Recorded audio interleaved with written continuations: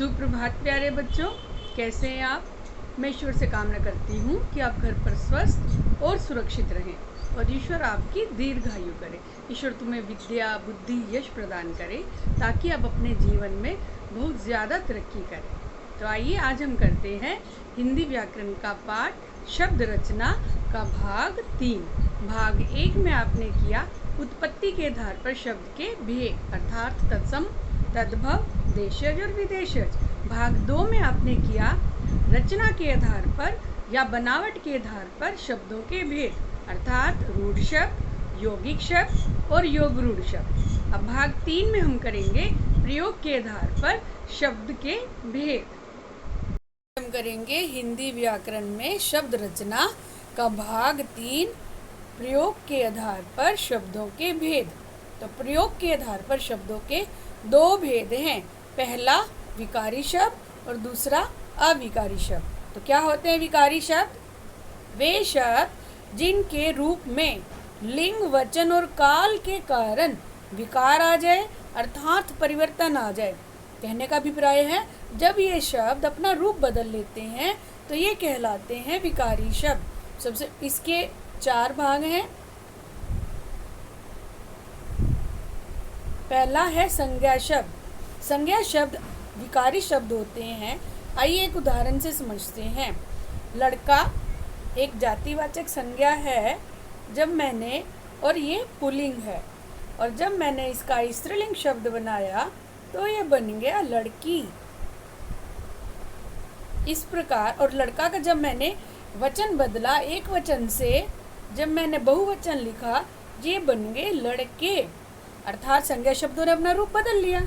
तो ऐसे शब्द जो लिंग में और वचन में परिवर्तन के कारण अपना रूप बदल लेते हैं वे कहलाते हैं विकारी शब्द। दूसरा देखिए, दूसरा है सर्वनाम शब्द। अब सर्वनाम शब्दों में उदाहरण देखते हैं तुम शब्द का। तुम जो है एक वचन शब्द है, लेकिन मैंने इसका जब एक वचन से बहुवचन में बदला ये बन गया तुम्हारे।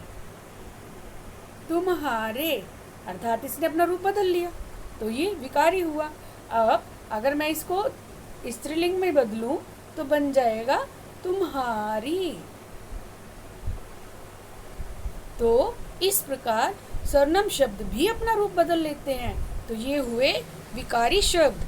तीसरा देखते हैं विशेषण शब्द। विशेषण शब्द भी अपना रूप बदल लेते हैं। लिंग में, वचन में परिवर्तन के कारण विशेषण शब्द भी अपना रूप बदलते हैं। उदाहरण देखते हैं अच्छा।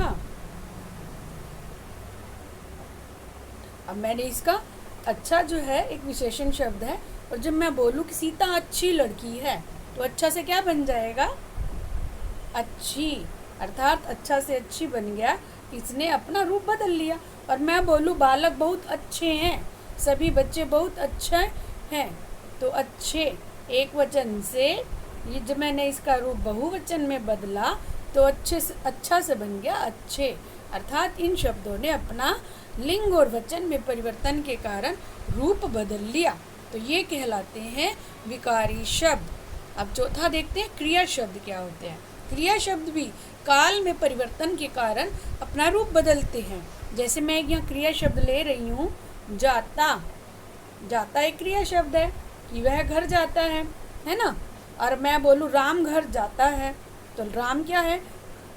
पुल्लिंग एक वचन। अब मैं स्त्रीलिंग एक वचन में बदलूं कि सीता घर जाता है तो नहीं आएगा, क्या आ जाएगा? जाती। तो सीता घर जाती है, तो जाता से ये शब्द बन गया जाती। अर्थात इस क्रिया शब्द ने अपना स्त्रीलिंग के कारण रूप बदल लिया। और अब मैं क्रिया में काल के कारण भी परिवर्तन आता है। जैसे राम, अगर मैं भविष्य काल की बात करूं कि राम कल दिल्ली जाएगा, अब जाता से बन जाएगा जाएगा। तो इस क्रिया शब्द में क्या किया? काल में परिवर्तन के कारण अपना रूप बदल लिया। ठीक है, तो इस प्रकार क्रिया शब्द भी क्या हैं? विकारी शब्द हैं जो अपना रूप बदल लेते हैं। तो फिर से बच्चों, विकारी शब्द क्या होते हैं? वे शब्द जो लिंग, वचन और काल के कारण अपना रूप बदल लें वे कहलाते हैं विकारी। और ये संख्या में 4 हैं। संज्ञा शब्द, सर्वनाम शब्द, विशेषण शब्द और क्रिया शब्द। अब हम करेंगे अविकारी शब्द, अर्थात अविकारी, अविकार जिनमें कोई विकार ना आए, अर्थात ये कभी भी अपना रूप नहीं बदलते, ना लिंग में, पर लिंग, वचन और काल किसी के कारण ये अपना रूप नहीं बदलते और ये कहलाते हैं अविकारी शब्द। और ये भी चार हैं। पहला है क्रिया विशेषण शब्द, दूसरा है समुच्चय बोधक, तीसरा है संबंध बोधक और चौथा है विस्मय आदि बोधक। तो सबसे पहले देखते हैं क्रिया विशेषण शब्द। मैं यहाँ उदाहरण ले रही हूँ एक क्रिया विशेषण का, जैसे धीरे। जैसे मैं अगर बात करूँ हाथी धीरे चलता है, चलता क्या है क्रिया, और चलता के आगे जब मैं विशेषण लगा दूँ धीरे, तो ये धीरे शब्द क्या हो जाएगा, क्रिया विशेषण। जैसे हाथी धीरे धीरे चलता है, ठीक है। अब मैं अगर स्त्रीलिंग शब्द बदलूँ, हाथी का हथिनी कर दूँ, हथिनी भी धीरे धीरे चलती है, तो धीरे धीरे शब्द में कोई परिवर्तन नहीं आ रहा, ठीक है। अगर मैं बोलूँ राम धीरे चलता है, ये पुल्लिंग है, और मैं बोलूँ सीता धीरे चलती है, ये स्त्रीलिंग शब्द है। तो धीरे शब्द तो अब एक समान है, इसमें कोई परिवर्तन नहीं आ रहा, इसका रूप सदा एक समान रहता है। अर्थात ऐसे शब्द क्रिया विशेषण शब्द अविकारी होते हैं जो कभी भी अपने रूप में परिवर्तन नहीं करते। दूसरा देखते हैं समुच्चय बोधक। अब समुच्चय बोधक शब्द क्या होते हैं, ये योजक शब्द होते हैं। एक उदाहरण ले रही हूँ मैं और शब्द का। और क्या है, एक समुच्चय बोधक है। सबसे पहले तो ये समझिए समुच्चय बोधक होते क्या हैं। वे शब्द जो वाक्यांश, दो वाक्यांशों को या दो वाक्यों को जोड़ने का काम करते हैं।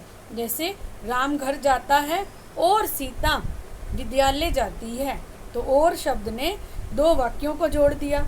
या दो शब्दांश में बात करूँ, राम और सीता घर जाते हैं, तो ये समुच्चय बोधक है। अगर मैं यहाँ स्त्रीलिंग शब्द लगाऊं या पुल्लिंग शब्द लगाऊं, सब में और ही लगेगा, तो इसमें स्त्रीलिंग पुल्लिंग आदि के कारण कोई परिवर्तन नहीं आता।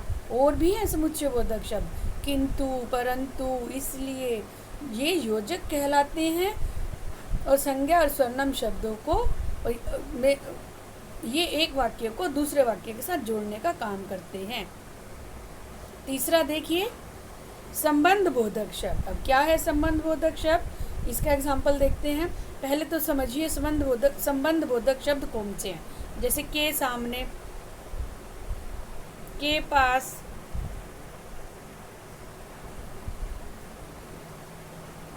के पास, जैसे राम के पास साइकिल है, मेरे घर के सामने मंदिर है। ये शब्द क्या करते हैं, वाक्य में आए संज्ञा या सर्वनाम शब्दों को वाक्य के अन्य शब्दों के साथ जोड़ते हैं, वाक्य में आए अन्य शब्दों के साथ जोड़ने का काम करते हैं।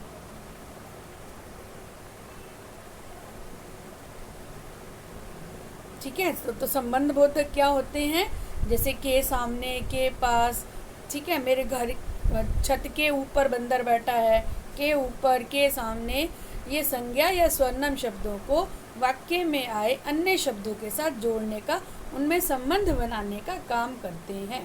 तो ये भी उनका रूप भी सदा एक समान रहता है, इनके रूप में कोई परिवर्तन नहीं आता, इसीलिए ये अविकारी शब्द कहलाते हैं। नंबर 4 देखिए विस्मय आदि बोधक। विस्मय आदि बोधक क्या होते हैं, ऐसे शब्द, जैसे उदाहरण देखिए हाय, अरे, छी, छी, जिनको ये ऐसे शब्द हैं, ये भी अपना रूप नहीं बदलते। विस्मय आदि बोधक मीन हमें आश्चर्यजनक, जब हमें आश्चर्य होता है किसी चीज़ को देखकर, हैरानी होती है, तो हम इन शब्दों का प्रयोग करते हैं। हाय कितना गंदा घर है, वाह कितना सुंदर फूल है, अरे तुमने ये काम कैसे किया, छी कितनी गंदी मिठाई है। तो ये इस प्रकार के शब्द विस्मय आदि बोधक शब्द होते हैं, और इनमें भी लिंग, वचन और काल आदि के कारण कभी कोई परिवर्तन नहीं आता, ये सदा एक समान रहते हैं। इसीलिए अविकारी शब्द 4 हैं। पहला क्रिया विशेषण शब्द, दूसरा समुच्चय बोधक शब्द, तीसरा संबंध बोधक और चौथा है विस्मय आदि बोधक। तो आज आपने किए प्रयोग के आधार पर शब्दों के भेद, विकारी शब्द और अविकारी।